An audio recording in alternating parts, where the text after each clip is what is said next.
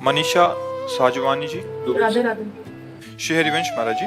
महाराज जी, जब कोई अपमान करे तो कैसे समझें कि कब चुप रहना है, सुनना है और कब जवाब देना है? अगर हमेशा चुप रहें तो लगता है सामने वाला और भी ऐसा करेगा, तो महाराज जी ऐसी में मर्यादा नहीं। भगवान शंकर कह रहे हैं, अपने कर्म जाए अपकारी, उमा क्षमा सापहुते भारी। अगर हम किसी को क्षमा कर देते हैं तो हमारी क्षमा उसके ऊपर सांप से भी ज्यादा दंड देने वाली बन जाएगी। अगर हम चुप हो जाते हैं तो मालिक हिसाब करता है, और जब हम हिसाब करते हैं तो फंस जाते हैं। तो इसे कोशिश करें, जब हमारा कोई अपमान करे तो हमें सहकर वहां से चल देना चाहिए। हिसाब भगवान के ऊपर छोड़ देना चाहिए। लड़ाई झगड़ा करना, मारपीट करना, हिंसा करना, अपने को बंधन में डाल लेना है। हमें लगता है अपने को बचाए। एक लंबे दुख भोगने से अच्छा थोड़ा कष्ट सह ले। जैसे कोई हमें गाली दे रहा है, हमें अपमानित कर रहा है, यदि हम उससे लड़ गए तो हमारे अंदर क्रोध आ सकता है, मार पिटाई हो सकती है, रिपोर्ट हो सकती है, फिर हम आगे बंधनों में फंसते चले जाएंगे। और अगर हम वो गाली दिया और हम चुप हुए, सुन के चल दिए, तो उसको गाली देने वाले को ऐसा दंड मिलेगा समय पर कि दोबारा किसी को गाली नहीं देगा।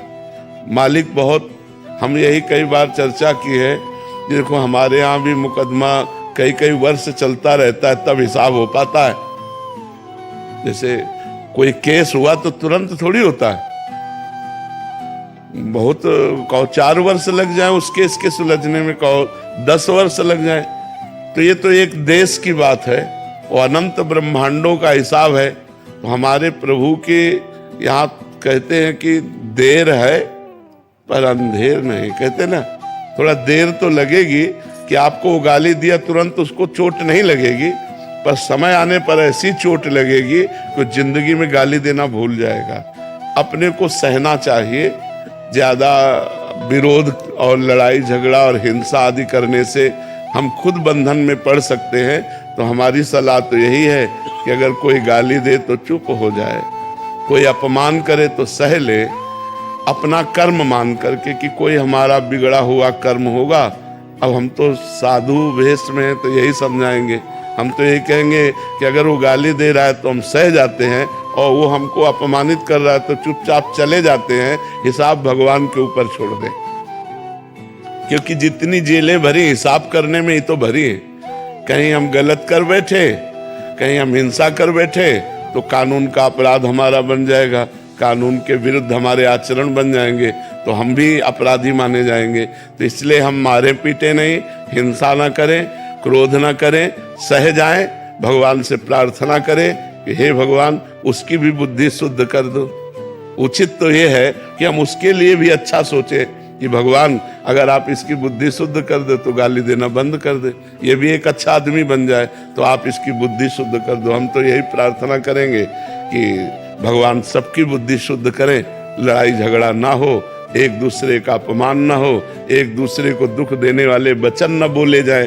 पर आज नाक में गुस्सा रखा है सबके, नाक में गुस्सा, जरा सा धक्का लग जाए तो आदमी के ऊपर एकदम टूट पड़ता है। हो सकता है वो बैलेंस बिगड़ गया, उसका धक्का लग गया, तो अपने को बोलना है कोई बात नहीं, कोई बात नहीं, आप संभलिए और आगे बढ़िए।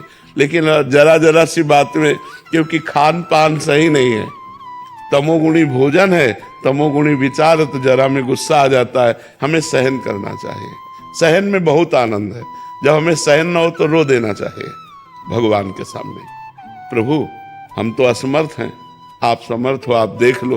वो जब देख लेंगे ना तो बहुत अच्छी तरह देख लेंगे। तो यदि हम कर्म बुरा करते हैं तो 4 दिन भले हम चमक लें, इसके बाद हमको गिरना पड़ेगा। तो बुरा कर्म का बुरा फल भोगना पड़ेगा, अच्छे कर्म का अच्छा फल।